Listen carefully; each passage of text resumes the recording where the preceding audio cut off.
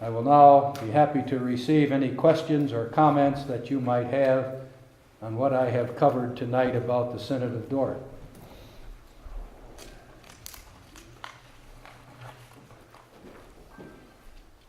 And keep in mind, there is no such thing as a foolish question.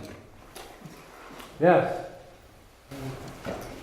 I have two questions which are closely related to each other. The first... Try to speak as loudly as you can. My first question is that if I know well, the English delegation favored the idea that the heathen children must be baptized. And they based their argumentation on the fact that Abraham had to circumcise their whole household. So my question is that why did not the delegates of the Synod of Dordt consider this as a good argument that the heathen children must be baptized, if there is one covenant, both in Old and New Testament? And my second question is that what was the effect of the Synod of Dordt's teaching of the heathen should not be baptized in the colonial lands? In the what? In colonial lands, so South Africa and others which were ruled over Dutch persons.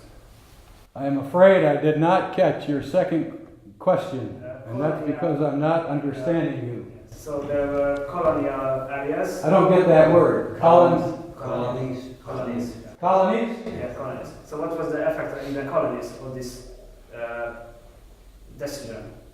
So this would be my second question. The first question is this. In the Old Testament, Abraham circumcised his whole household.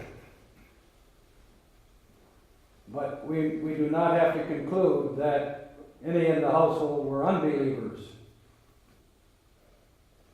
And if there were servants or slaves in Abraham's household, they would have been servants or slaves who, through their connection with Abraham, believed. They were Gentiles brought in to the covenant already in the Old Testament.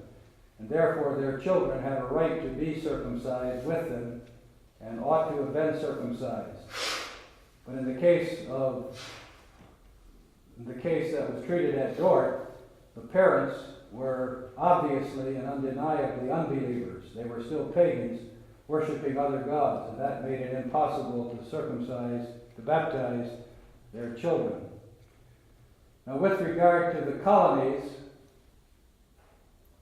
would you repeat your question once more? What do you ask about the colonies? What was the effect of this decision in the colonies?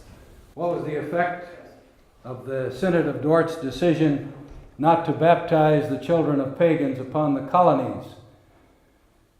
Wherever the Dutch influence extended, and extended all over the world at that time, the decisions of the Synod of Dordt followed those colonies and that tradition. So the decisions of Dordt would have been binding upon the colonies as well. In the colonies, they might not baptize the children of heathens, the children of unbelievers.